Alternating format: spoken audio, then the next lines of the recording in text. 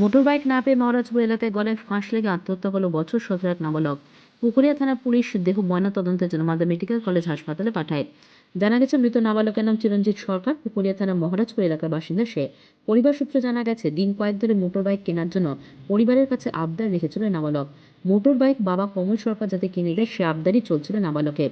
বেশ কয়েকবার মোটরবাইকের জন্য আত্মহত্যার চেষ্টা করে বলে জানা যাচ্ছে। শেষমেশ মঙ্গলবার রাতে বাড়ির পাশে একটি গাছে গলায় ফাঁস রেখে আত্মহত্যা করে সে। রাতে উদ্ধার করে হাসপাতালে নিয়ে আসা চিকিৎসকরা মৃত বলে ঘোষণা করে।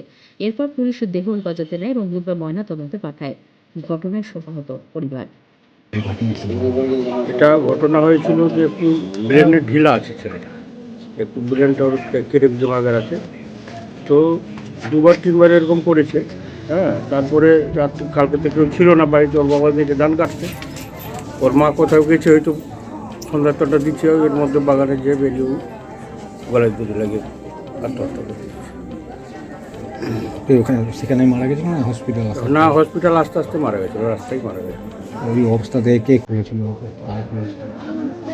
এটা তো আমি জানি না কারা করেছিল। যে মারা গেছে তার কি নাম? এর নাম প্রসেনজিৎ লাগছে। কী কারণে ফাঁসি ঝুলছে একটু জানা গেছে? ওর কারণ কিছু নাই, একটু একটু ব্রেনে ঢিলা ছিল। হ্যাঁ, দুবার তিনবার এরকম করেছে। হ্যাঁ, লোকজন ছিল না, বাসের মধ্যে ফাঁকা হোক। কী হয়েছে ঘটনা? ঘটনা হলো এই মেন সমস্যা, ওই বাইকের জন্য জিদ ধরেছিল, ওটাই লোকটার জন্য সুইসাইড করল। কখন বুঝেছে? কালকে আমার 8টার দিকে। বাড়িতেই ঘুরেছো না পাশে? না বলেন। তারপরে ওখান থেকে খুলে হসপিটালে আসছে না? হ্যাঁ, রাস্তায় মারা গেছে না ওখানে? আমি তো দেখিনি, তো ওই শুনছি কি রাস্তাতে আস্তে আস্তে মারা গেছে। এর আগে কি আত্মহত্যা করার চেষ্টা করেছে? হ্যাঁ করেছে। কি কারণে? বাইকের কারণে? হ্যাঁ। Bureau news Bangla.